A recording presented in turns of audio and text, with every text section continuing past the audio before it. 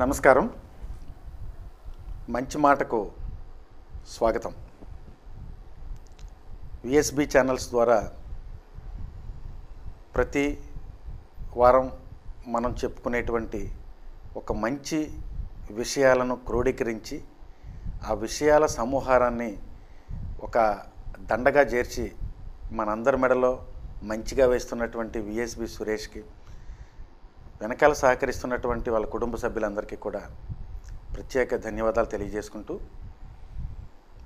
నేను తెలుసు కదా మీకు, నా పేరు Ravi Parasa, handwriting trainer, గోరుతోటి బొమ్మలు గీయడం అంటే నెయిల్ ఆర్టిస్ట్లో వరల్డ్ నెంబర్ 1 స్థానంలో ఉన్నాను. మీ రాజమండ్రి వాసిని. ఈవేళ మంచి మాట విషయంలో ప్రస్తుతం ఉన్నటువంటి ఈ కరోనా పరిస్థితుల్లో పిల్లలకి పెద్దలకి మధ్య ఉండాల్సినటువంటి ఒక మంచి సత్ప్రవర్తన విషయావళి మీద మనం మాట్లాడుకుందాం. ఆల్మోస్ట్ మార్చి, ఏప్రిల్, మే, జూన్, జూలై, ఆగస్ట్ 6 నెలలు. సెప్టెంబర్లో కూడా 10వ తారీఖు వచ్చేసింది.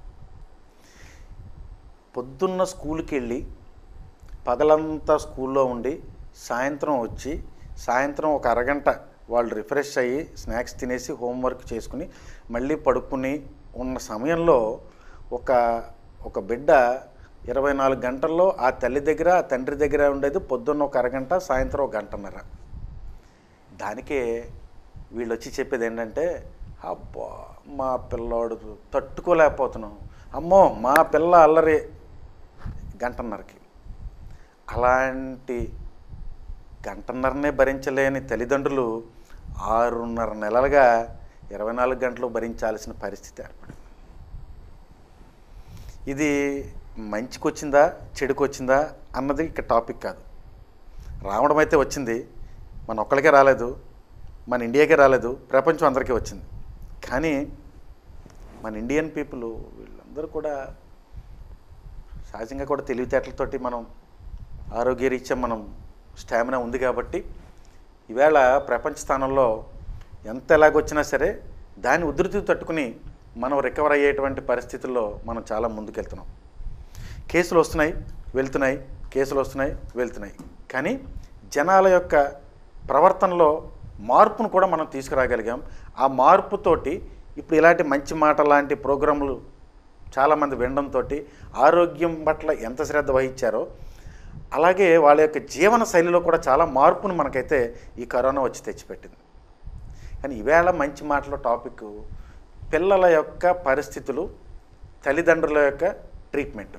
అంటే ఈ కరోనా వేళలో ఎక్కువ సమయం కనుక పిల్లలు మనతో ఉన్నప్పుడు వాళ్ళని ఏ విధంగా మంచిగా తీర్చిదిద్దుకోవాలి అనేటువంటి భావన ఉన్న తల్లిదండ్రులందరూ కూడా చాలా దీన్ని సద్వినియోగం చేసుకున్నారు.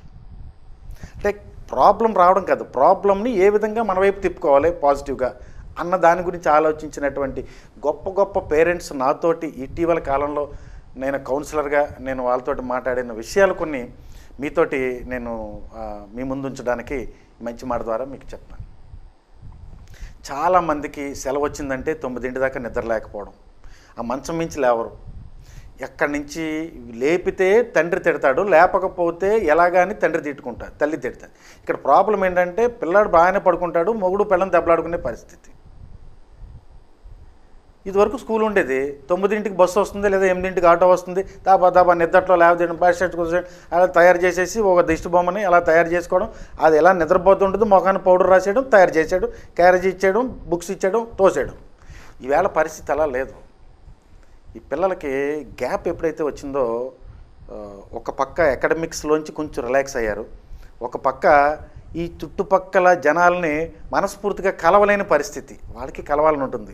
ఎన్నో విషయాల పట్ల వాళ్ళు పక్కన ఉండేటువంటి ఫ్లాట్లో ఉన్న పిల్లలను కూడా తల్లిదండ్రుల యొక్క అంటే ఈవేళ ఉన్న పరిస్థితి రిస్ట్రిక్షన్స్ అవి అలా ఉండకపోతే సామాజిక దూరం పాటించండు అని మనమే చెప్తూ మనం పిల్లల్ని బయట వదిలేలేం కదా. ఎందుకంటే they are the easy barriers.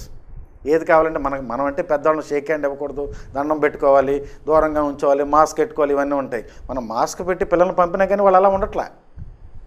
కానీ ఒక తల్లిదండ్రులుగా మనం తీసుకోవాల్సిన జాగ్రత్త ఏంటంటే ఇలాంటి సమయంలో మంచి మంచి పద్యాలు, మంచి మంచి మ్యాథమెటిక్స్కి సంబంధించి ఇవన్నీ కూడా రోజుకు ఒక పద్యం, సుమతి శతకం. నేను కొంతమంది పిల్లల్ని అడాప్ట్ చేసుకున్నానండి ఈ కరోనా వచ్చిన పీరియడ్లో. మీకు కావాలంటే నెక్స్ట్ వీడియోలో వాళ్ళ చేత కూడా నేను మీకు చూపిస్తాను. ఫస్ట్ స్టాండర్డ్, సెకండ్ స్టాండర్డ్, ఒక అమ్మాయి ఒక అబ్బాయి, నాకు బాగా కావాల్సిన ఫ్యామిలీలో వాళ్ళు. భగవద్గీత 108 శ్లోకాలు విత్ తాత్పర్యంతో చెప్పడానికి ఈ కరోనా సమయానికి నేను వెచ్చించాను. వాళ్ళ ఇంట్లో వాళ్ళు కూడా సహకరించారు. నేను ఏది చెప్తే వాళ్ళు కూడా సహకరించారు. సో ఉత్తి రోజుల్లో భగవద్గీత నేర్పాలంటే ఆ పిల్లాడికి అంత సమయం లేదు. మామూలు సుమతి శతకం పద్యం రాదు, ఇంకా భగవద్గీత ఏమిటి? కానీ సమయాన్ని సద్వినియోగం చేసుకోవడంలో పిల్లల్ని మనం డెఫినెట్గా పిల్లలు దీనికి ఒప్పుకోరు. ఎందుకంటే వాళ్ళకి హెకరీ డెకరీ డాగ్ కావాలి, లేదంటే ట్వింకిల్ ట్వింకిల్ లిటిల్ స్టార్ కావాలి. ఇవేం ఒప్పుకోరు. కానీ ఎప్పటికైనా గుర్తుంచుకోండి, భారతీయ సనాతన సాంప్రదాయంలో మనిషిని నిలబెట్టేది ఈ పద్యమే, ఈ భావమే, దీని ద్వారా వచ్చేటువంటి నడకే. ట్వింకిల్ ట్వింకిల్ లిటిల్ స్టార్లన్నీ చెప్పుకోవడం వరకే. ఆ స్టార్లు ఆకాశంలోవే ఉంటాయి, అవి మనకు అందవు. వినదగునెవ్వరు చెప్పిన వినినంతనే వేగపడక అన్న పద్యంలో మనం నేర్పినట్టయితే ఆ పద్యంలో వాడు తీసుకోవాల్సిన బాధ్యత ఎంత ఉంటుంది, ఎవరు చెప్పినా ఇమీడియట్గా మనం రియాక్ట్ అవ్వకూడదు, ఎంతో మనం చేసుకోవాలి, చెందాలి అన్న భావన. చిన్నపిల్లల్లో స్నేహాలు ఉంటాయి, కొట్టుకుంటూ ఉంటారు, విడిపోతూ ఉంటారు, మళ్ళీ కలుసుకుంటూ ఉంటారు. కూరిమి గల దినములలో నేరములెన్నడు కలుగనేరవు, మరి ఆ కూరిమి విరసంబైనను నేరములే తోచుచుండు నిక్కము సుమతి. చిన్నప్పుడు అభిమానంగా ఉన్నప్పుడు చిన్నవాళ్ళు కానీ పెద్దవాళ్ళు కానీ దగ్గరగా ఉన్నప్పుడు ఎంత పెద్ద దెబ్బలాటైనా చిన్నగా కనిపిస్తుంది. వన్స్ ఒకసారి విడిపోయిన తర్వాత ఇలా భుజం తగిలితే చాలు, ఏరా తగిలేవు అనేటువంటి కోపం. కూరిమి గల దినములలో నేరములెండను కలుగనేరవు, మరి ఆ కూరిమి విరసంబైనను నేరములే తోచుచుండు నిక్కము సుమతి. ఎంత గొప్ప పద్యం అండి! ఇలాంటి రచయితలు రచనలు రాసినట్టు కవులు ఎంతమంది ఉన్నారు? వీళ్ళ గురించి పిల్లలకి చెప్పాలి. కొత్త కొత్త విషయాలు. అసలు కరోనా అంటే ఏంటి, నువ్వు మాస్క్ వేసుకుని బయటికి వెళ్ళొద్దు అనడం చెప్పడం కన్నా, మాస్క్ వేసుకోకుండా బయటికి వెళ్ళడం వల్ల నీకు వచ్చేటువంటి అనర్థాలని ఏ తల్లి చెప్పిందన్నది ఇక్కడ ఇంపార్టెంట్. సామాజిక దూరం పాటించడం వల్ల వచ్చేటువంటి అనర్థాలు ఏంటనో చెప్పేటువంటి తండ్రి ఇక్కడ ఇంపార్టెంట్. భోజనం తినేటువంటి పద్ధతిని నేర్పడం ఇంపార్టెంట్. ఇద్దరు మనుషులు మన ఇంటికి వచ్చినప్పుడు, గెస్టులుగా వచ్చినప్పుడు మనం వాళ్ళకి ఎంత దూరం నుంచి నమస్కరించాలి, వాళ్ళకి ఏం కావాలి, వాళ్ళని ఏ విధంగా మనం సంబోధించాలి, రండి కూర్చోండి, మంచినీళ్ళు తాగుతారా, మీకు ఏం కావాలి, ఇలాంటి సత్సాంప్రదాయాల్ని నెలకొల్పేటువంటి అవకాశం దొరికినటువంటి ఈ 6.5 నెలల పీరియడ్. చాలామంది పిల్లలు ఇంటికి వెళ్తుంటే, అంటే ఇప్పుడు ఈ కరోనా టైంలో మనం ఎలాగ వెళ్ళలేదనుకోండి, ప్రీవియస్ ఎక్స్పీరియన్సెస్ చెప్తున్నా. నేను ఎలాగ వెళ్ళడం, తలుపు తీస్తారు, అలా ఒక దెయ్యాన్ని చూసినట్టు చూస్తారు, వెంటనే ఆ ల్యాప్టాపో మొబైల్లో తీసుకుని బెడ్రూమ్లోకి వెళ్ళిపోతారు. కూర్చోమనరు, మంచినీళ్ళు ఎవరు, ఎక్కడి నుంచి వచ్చారో తెలీదు, మనం దొంగలో తెలీదు, ఏమో తెలియదు. దొంగోడు వచ్చినా వాళ్ళు అలాగే తలుపులు తీసుకెళ్తున్నారు. అదండి పెంపకం. ఆలోచించండి. ఇది ఈవేళ సమాజంలో భారతదేశం గొప్ప దేశం. అందులోనూ మన గోదావరి జిల్లా లాంటి ప్రాంతాల్లో అన్నీ సుభిక్షంగా ఉన్నాయి. మనకి తిండి ఉంది, నిద్ర ఉంది, అందరూ డబ్బులు లేనుడు ఎవడు లేడు, అంత పెద్దగా ఇబ్బంది పడిపోయే స్థానాలు ఏం కాదు, అన్నీ ఉన్నాయి మనకి. కానీ మీరు గుర్తుంచుకోండి, ఇలాంటి సమయంలో పిల్లలకి ఒక పాట ఈవేళ ఎంత ఈజీ అండి, యూట్యూబ్లో కూడా నేర్చేసుకునే పరిస్థితి. సోషల్ మీడియా బాగా ఇంప్రూవ్ అయింది. ఈ సోషల్ మీడియాని ఎంత బాగా ఉపయోగించుకుంటున్నామంటే ఒకలా ఉపయోగపడుతుంది. పిల్లవాడు అన్నం తింటలేదంటే మొబైల్ ఆన్ చేసి పాట పెడితే ఆడు అన్నం తింటున్నాడు, లాగేసుకుంటే హిస్టీరియా వచ్చి కొట్టుకున్నట్టుగా కొట్టుకున్నాడు ఆ పిల్లాడు. రేపొద్దున్న మీకు తెలిసినో లేదో, సైకలాజికల్ డాక్టర్స్ చాలామంది హింట్ ఇస్తున్నారు. ఈ ఎవరైతే అన్నం తినేటప్పుడు, టిఫిన్లు తినేటప్పుడు ఎవరైతే ఈ మొబైల్స్ చూసుకుంటూ తల్లులు పెడుతున్నారో వాళ్ళు ఎంత గొప్పగా చెప్పుకుంటున్నారంటే, మా అబ్బాయి మొబైల్ లేకపోతే అన్నం తినండి అని 5వ ఫ్లోర్లోంచి 3వ ఫ్లోర్లోంచి గ్రౌండ్ ఫ్లోర్లో నడిచేవాడు కూడా వినపడాలన్నమాట. అదో పెద్ద గొప్ప, మాకు ఒక ఫోన్ ఉంది, ఐఫోను, దానికి ఇంత డబ్బులు ఉన్నాయని. ఇప్పుడు తెలీదా? 5 ఏళ్ళు కనుక ఒక పిల్లాడు కనుక ఇలా చూస్తూ అలవాటైతే the next problem is neurological problem, neurological disorders that leads to fits. Fits వచ్చిన పిల్లాడిని రోడ్డు మీద నువ్వు వదులుకోగలవా? అంచె నిష్ఠూరం కన్నా ఆది నిష్ఠూరం మేలని ఎన్నాడు చెప్పారు. ఎన్ని సూక్తులు ఉన్నాయి, ఎన్ని భావనలు ఉన్నాయి, ఎన్ని విషయాలు నేర్పారు. ఒక తాత దగ్గర కూర్చోపెట్టాడు. తాత పోతే మనవడా నువ్వు చదువుకోరా, తాత దగ్గరికి మేము వెళ్ళొస్తామన్నాడు మొన్న ఒక తండ్రి. ఏం చెప్పను నేను, ఎంత హృదయ విదారకరమైన. ఆ తాత ఏమో నా మనవడో నా మనవడో నా మనవడు. ఎందుకంటే గ్రాండ్ పేరెంట్స్ గ్రాండ్ చిల్డ్రన్ దగ్గర ఎంతో ఆనందాన్ని పొందుతారు. గ్రాండ్ చిల్డ్రన్ తల్లిదండ్రుల దగ్గర కన్నా గ్రాండ్ పేరెంట్స్ దగ్గర బాగా అటాచ్మెంట్ ఉంటుంది. ఈ బంధం లేదు. ఒక మేనత్త గురించి మాట్లాడితే నెగిటివ్గా మాట్లాడడం, చిన్నాన్న గురించి మాట్లాడితే నెగిటివ్. ఏముండ అరసెంట్ కోసం కొట్టుకుంటారు ఎప్పుడో. అరసెంట్ ఎవడు పట్టుకెళ్ళాడండి ఈ పొలంలో, ఈ ప్రపంచంలో? రాసుకునే సెంటు కూడా ఇక్కడ వదిలేసి వెళ్ళిపోయారు జనాలు. మీరు ఇంకా అరసెంట్ భూమి గురించి అనుకుంటున్నారు. పెద్దల బాధ్యత కలగండి. మంచి అవకాశం దొరికింది. యాక్చువల్గా ఇది మేము మొదట్లో కూడా చేసి ఉంటుంటే ఇంకా బాగుండేదని అనిపించింది. ఎప్పుడు సమయం వస్తే అప్పుడు చేయడానికి వచ్చింది కాబట్టి చెప్తున్నాను. కొంచెం మీరు వంట మీద చాలామంది మాకు ఇచ్చేటువంటి అధిక పెద్ద కంప్లైంట్ ఏంటంటే అది చేయాలి, ఇది చేయాలి, ఇది చేయాలి, ఆ వంట ఉండాలి, ఈ వంట ఉండాలి అంటున్నారు. ఈ వంట వండడం మీద ముఖ్యం కాదండి. ఇది చెయ్యాలి, అది చెయ్యాలి కాదండి. పిల్లల్ని తయారు చేయాలి. పిల్లల్ని సమాజానికి ఉపయోగపడేలా తయారు చేయాలి. ఎప్పుడు శాశ్వతం కాదు. మనందరం చాలా వరకు జీవితంలో ఒక స్టేటస్కి వచ్చేసిన కష్టాలన్నీ అనుభవించి రూపాయి జేబులో లేకుండా ఈవేళ ఈ స్టేటస్కి వచ్చిన వాళ్ళు బోల్డ్ మంది ఉన్నారు.